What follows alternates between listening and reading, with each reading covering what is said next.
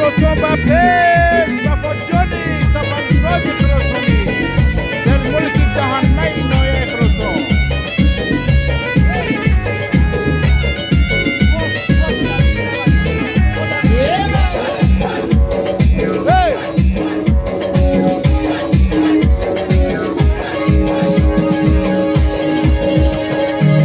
دختر خرطوغه زری چربوغه دختر خرطوغه زری چربوغه دشواره که گم شده مولا کی من گم شده دشواره که گم شده مولا کی من گم شده دختر خرطوغه زری چربوغه دختر خرطوغه زری چربوغه دشواره که گم شده مولا کی من گم شده دشواره که گم شده مولا کی من گم شده.